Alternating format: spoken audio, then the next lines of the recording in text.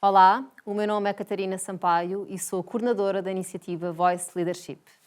Esta iniciativa pretende apoiar pequenas e médias empresas a tornarem-se mais competitivas através da aquisição de conhecimento e promovendo também o acesso a uma rede de contactos relevantes para apoiar o seu crescimento. Para além do programa formativo presencial, a iniciativa conta também com conteúdos complementares que pretendem explorar temas muito específicos de interesse para as PME. Hoje temos connosco a Cristina Maldonado, consultora internacional em cultura organizacional e liderança, com mais de 20 anos de experiência com PMEs, 15 dos quais em contexto internacional. Tem um percurso bem-sucedido no desenvolvimento e implementação de estratégias organizacionais e também em projetos internacionais. Uma das suas áreas de especialização é o desenvolvimento de culturas organizacionais, de liderança e equipas, e hoje terei a oportunidade de a entrevistar para que todos os gestores de PMEs que nos acompanham possam aprender mais sobre este tema. Cristina, em primeiro lugar, muito obrigada pela tua presença aqui no estúdio da Nova SBE para esta sessão de mentoria online. Olá, Catarina, e obrigada por me terem aqui mais uma vez. Bem-vinda de novo. Obrigada. Cristina, o gosto é nosso. Então, hoje temos aqui um tema que está subordinado a desenhar uma estratégia de inovação com base na visão, valores e missão da organização. E, portanto, a primeira pergunta que eu lanço aqui para esta conversa é como é que, efetivamente, podemos alinhar uma estratégia de inovação com a missão, visão e valores de uma empresa? Olha, essa questão é muito interessante, porque normalmente quando começo a trabalhar a parte de estratégia com a gestão de topo de empresas, as pessoas normalmente esquecem-se de que missão, visão, valores são ferramentas estratégicas fundamentais para tu desenhares a tua estratégia, os teus objetivos e para criares os teus planos de ação.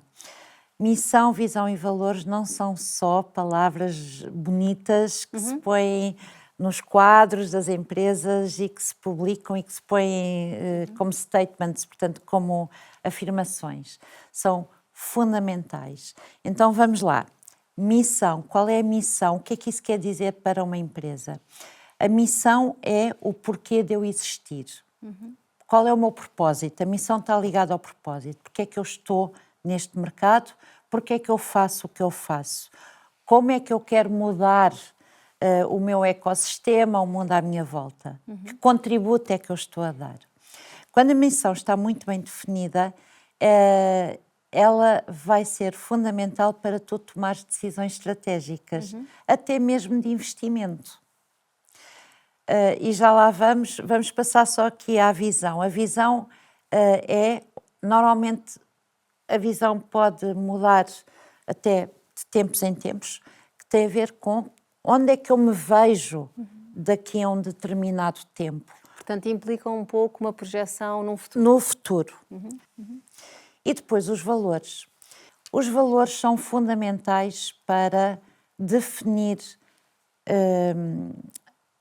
KPIs, para definir métricas, para definir objetivos para equipas. Porquê? Os valores são aquilo que eu valorizo. O que é importante para mim? O que é que eu valorizo ao ponto de a minha vida não existe se aquilo não existir? Então, por valores, normalmente nós definimos comunicação, integridade, honestidade, transparência e deve haver sempre dentro dos valores das empresas, em meu entender, dois valores fundamentais, criatividade e inovação. Porque isso é o que faz com que nós saiamos do espaço onde estamos, que nos desafiemos a nós próprios. A criatividade e a inovação é aquilo que nos faz sempre ir mais além. E como é que os valores se materializam? Através de comportamentos. E se nós formos ver, e se os nossos gestores de PMEs forem olhar bem para os valores que tiverem definidos das suas empresas, normalmente o que é que nós vemos?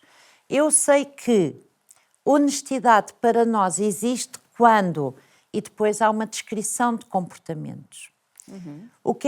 Como é que isto é fundamental para culturas de inovação? Ora, muito bem. Vamos imaginar que a minha PME é, por exemplo, uma fábrica, olha, de sapatos, por exemplo, não é? A minha missão, vamos imaginar uma missão que seja, por exemplo, através dos nossos produtos nós queremos contribuir para que a saúde das pessoas seja melhor porque usam calçado de melhor qualidade, por exemplo, não é? E para isso usamos processos os mais inovadores que houverem no mercado e utilizamos as melhores maquinarias que houverem no mercado. Ora, muito bem, quando eu pensar numa decisão de investir em determinados equipamentos, de investir no desenvolvimento de determinadas patentes, no desenvolvimento, sei lá, de determinados designs, se este investimento não for contribuir para aquilo que é a minha missão, eu não devo gastar esse dinheiro ali. Portanto, de alguma forma, a missão acaba também por moldar aquilo que é o comportamento organizacional, nomeadamente no que se refere a tomar algumas decisões de investimento estratégicas. De investimento, até mesmo em pessoas. Portanto, se eu tiver uma empresa em que, para mim, é fundamental, até por causa do mercado onde eu estiver, é fundamental estar sempre atualizado, adotar, olha, agora as novas tecnologias, com a IA e com novas tecnologias que vêm todas destes novos campos que estamos a explorar. Portanto, quando eu for contratar pessoas, será que eu devo contratar pessoas mais conservadoras ou com perfis que arriscam menos ou pessoas que tenham menos vontade de sair das suas zonas de conforto? Se calhar não devo investir nessas pessoas, devo investir em perfis mais arrojados, mais modernizados. Portanto, a própria decisão estratégica da contratação e de RH vai estar ligada à minha missão. E, portanto, como é que eu vou alinhar as minhas equipas? Eu vou ter que ter pessoas que, pelos seus valores de vida, pelos seus valores pessoais, estejam alinhadas com o que são os valores da minha organização. A inovação é uma coisa mágica. Sabes porquê, Catarina? A inovação é o que nos tira das nossas zonas de conforto.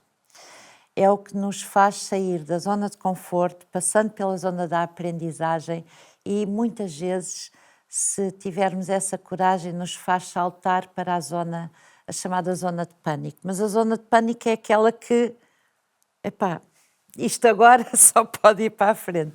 E, portanto, como é que eu vou alinhar as minhas pessoas com essa mentalidade? É alinhá-las, fazê-las sentir que elas contribuem para essa missão, fazê-las sentir que elas estão a impactar o mundo e o ecossistema por trabalharem nesta empresa, fazê-las sentir... Olha, eu dou-te um exemplo muito concreto. Aqui há tempos fiz um projeto com uma equipa de comunicação de uma empresa e trabalhar com essas pessoas. E quando eu lhes perguntei, então, e vocês sabem qual é o vosso contributo para o mundo?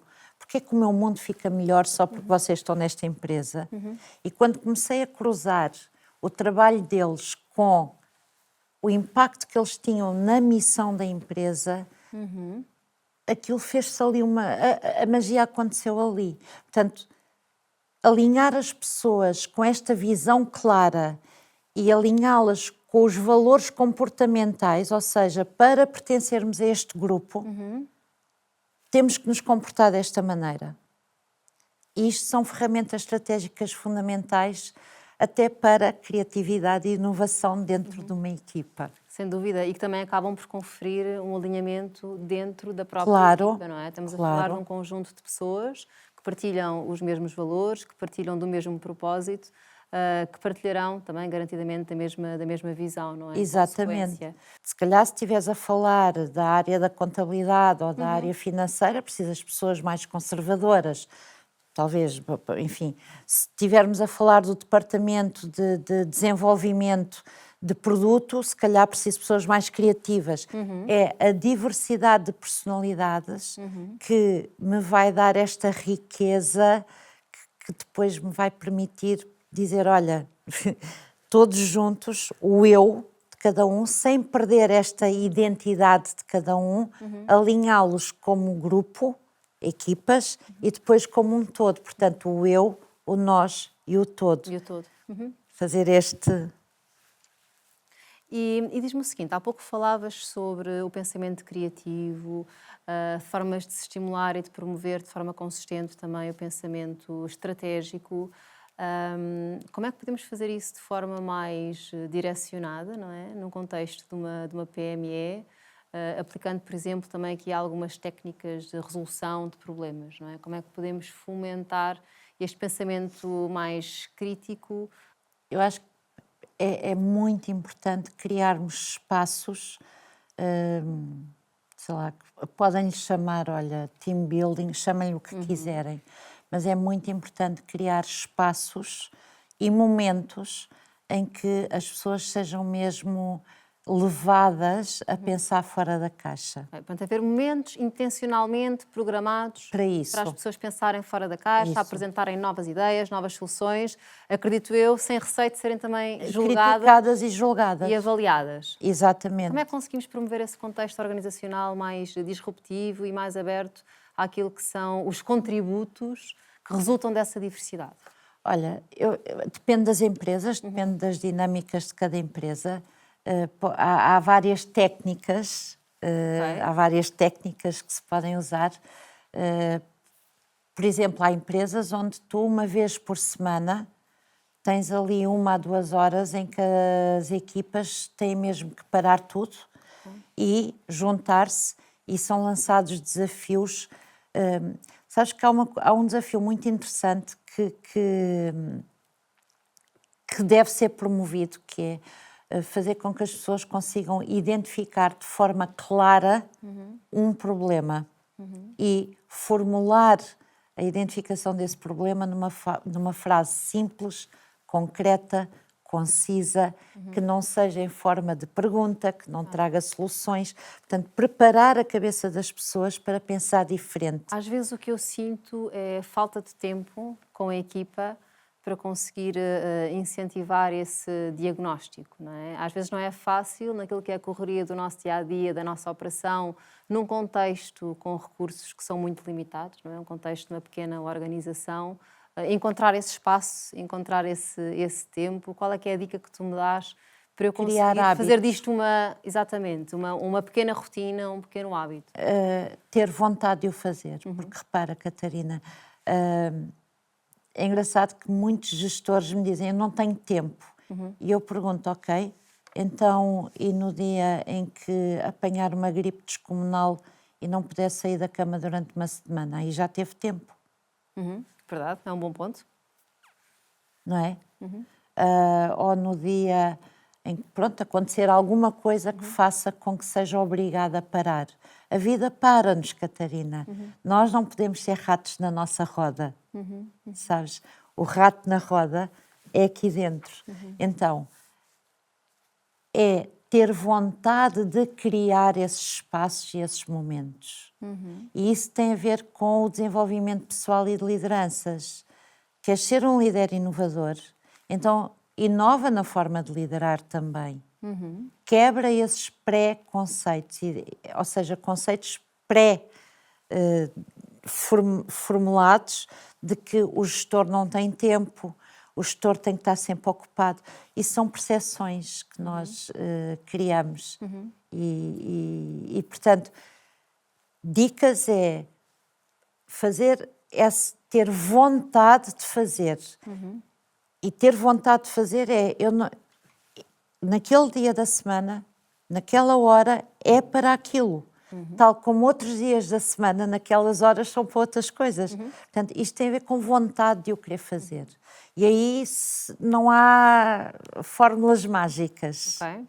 Portanto, ponto número 1, garantir que existe esta vontade de experimentar fazer algo diferente, garantindo também aqui uma rotina nessa implementação, não é? Ou seja, ter um momento programado para estar com as minhas pessoas, para analisar um determinado problema e, em conjunto, procurar identificar através dos contributos que cada elemento traz.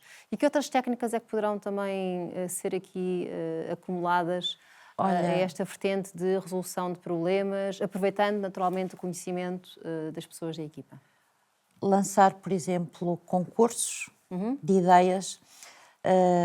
Eu quando estudei, quando tirei o meu curso de marketing, um dos case studies que nós trabalhamos, eu não vou dizer as marcas, mas pronto, é um produto, um gel de banho, que chegou ali um momento, eu já não me lembro se era o gel de banho, se era a pasta de dentes.